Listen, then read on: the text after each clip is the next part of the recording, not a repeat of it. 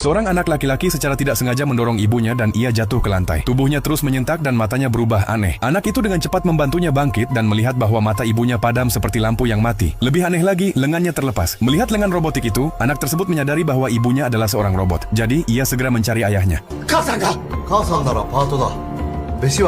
Anak itu merasa ini sangat aneh karena setiap hari ketika ia pergi bekerja, bosnya selalu mengatakan hal yang sama.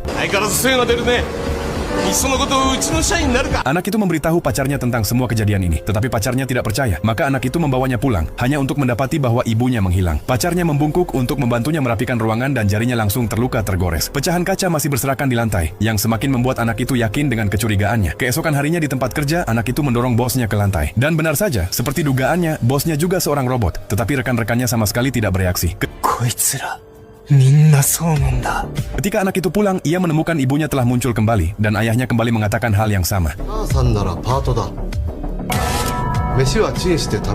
Ia pergi menemui pacarnya lagi, tetapi kali ini pacarnya berbeda. Anak itu memperhatikan bahwa kemarin ada luka di tangan kanan pacarnya, tetapi sekarang sudah pulih sepenuhnya. Dengan marah, anak itu mendorong pacarnya ke lantai. Setelah tubuhnya tersentak beberapa saat, ia benar-benar mati seperti mesin yang dimatikan. Tanpa sengaja, anak itu menemukan sebuah buku panduan, dan berdasarkan isinya, ia pergi ke sebuah markas bawah tanah. Ternyata semua orang hidup dalam mimpi ideal, dan dunia nyata dijalankan oleh para robot. Anak itu bergegas menuju sebuah kapsul tertutup, mengetuk keras pintunya dengan penuh harapan untuk membangunkan kedua orang tuanya. Seorang petugas muncul dan menahannya. Lalu presiden muncul sambil membawa sebuah suntikan dan bersiap membuatnya ikut masuk ke dalam mimpi. Tepat saat jarum akan menusuk tubuhnya, suara pacarnya terdengar dari belakang. Ternyata pacarnya belum masuk ke kapsul. Pacarnya meminta maaf dengan tulus, dan akhirnya mereka berdua kembali ke dunia nyata. Namun hari itu ketika anak itu pulang, ia mendapati pacarnya berubah menjadi sangat aneh. Ia membuka matanya lebar-lebar ketakutan, melihat 3 orang menatapnya tajam. Anak itu benar-benar hancur secara mental. Ternyata semua yang baru saja terjadi hanyalah imajinasinya.